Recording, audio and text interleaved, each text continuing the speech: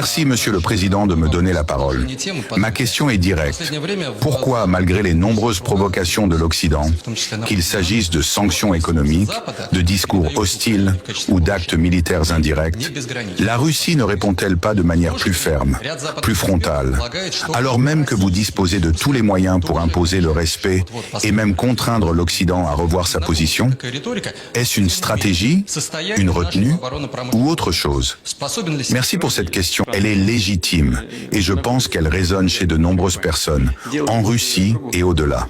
Ce que vous posez ici, c'est en réalité la question du choix entre la force immédiate et la stratégie à long terme, entre l'instinct de réaction et la maîtrise de soi. Voyez-vous, la Russie n'est pas un pays jeune. Elle n'est pas une puissance née d'un coup de force ou d'un accident de l'histoire. Elle est l'héritière de 1000 ans de civilisation, d'épreuves, de victoires et de renaissance. Nous avons vu des empires naître et s'effondrer. Nous avons survécu à des invasions, à des révolutions, à des guerres mondiales, à des blocus, à des tentatives d'encerclement. Et nous sommes toujours là. Cela, ce n'est pas le fruit d'une posture agressive. C'est le fruit de notre capacité à observer, à analyser, à attendre et à agir au moment juste. Oui, nous disposons des moyens nécessaires, qu'ils soient militaires, économiques, énergétiques ou technologiques, pour répondre de manière frontale à toute tentative de provocation ou de pression.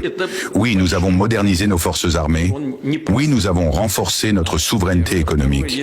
Et oui, nous avons forgé des alliances solides avec des nations qui respectent le droit international et les principes de la multipolarité.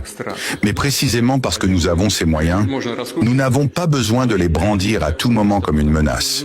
Dans l'histoire, les plus grandes erreurs ont été commises par ceux qui ont confondu puissance et impulsivité. Répondre à chaque provocation par une réaction immédiate, c'est entrer dans une spirale de conflit qui ne profite à personne, sauf peut-être à ceux qui vivent du désordre. Et la Russie, je le dis fermement, ne se laissera pas entraîner dans cette spirale. Nous avons d'autres ambitions, d'autres responsabilités. Nous aimons le monde. Cela peut surprendre venant de la bouche d'un président que certains médias occidentaux décrivent comme froid, stratégique, voire autoritaire. Mais je le répète, nous aimons le monde, nous aimons la paix, nous respectons les peuples, leurs traditions, leur droit à choisir leur chemin. Nous ne croyons pas à l'uniformité imposée par une seule puissance ou un seul modèle culturel. L'ordre international ne doit pas être celui du plus fort, mais celui du plus juste. Regardez ce qui se passe. Sous prétexte de démocratie, certains États cherchent à imposer leurs intérêts, à renverser des gouvernements, à instrumentaliser des conflits régionaux, à déclencher des guerres commerciales ou monétaires. Et quand un pays comme la Russie dit simplement « non, nous ne marcherons pas dans cette logique », alors on le sanctionne, on l'isole, on le diabolise. Mais nous ne céderons pas, parce que notre force est dans notre calme, dans notre mémoire historique et dans notre vision du futur. Je voudrais m'adresser ici non seulement aux dirigeants politiques, mais aux peuples eux-mêmes, russes, européens, américains, africains, asiatiques. La Russie n'est pas votre ennemi. La Russie est une grande nation qui veut coopérer, qui veut échanger, qui veut dialoguer sur un pied d'égalité. Mais la Russie ne se soumettra jamais à un diktat. Jamais. Et pour revenir à votre question, pourquoi ne répondons-nous pas directement, plus fermement, aux provocations? Parce que nous savons que le temps joue en faveur de ceux qui construisent, pas de ceux qui détruisent. Parce que les alliances de circonstances, fondées sur la peur ou le chantage, finissent toujours par se dissoudre. Tandis que les partenariats fondés sur le respect mutuel durent, eux, des générations. Nous sommes patients, mais cela ne signifie pas que nous sommes passifs. Nous nous préparons, nous consolidons nos positions, nous développons nos infrastructures, nous investissons dans la science, l'éducation, la culture, la défense.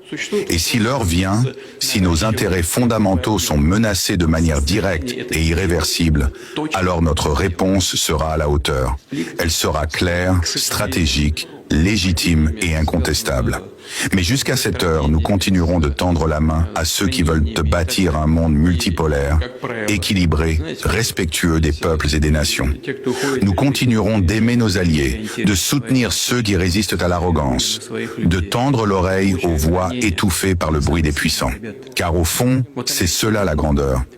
pas de tout détruire pour prouver qu'on est fort, mais de construire, de protéger et d'inspirer sans jamais renoncer à ce que nous sommes. La Russie est calme, elle est forte et elle est prête. Likez cette vidéo, partagez-la massivement. Laissez vos réactions en commentaire. Le combat pour la libération du monde se fera ensemble. Soyons unis et actifs. Bon visionnage!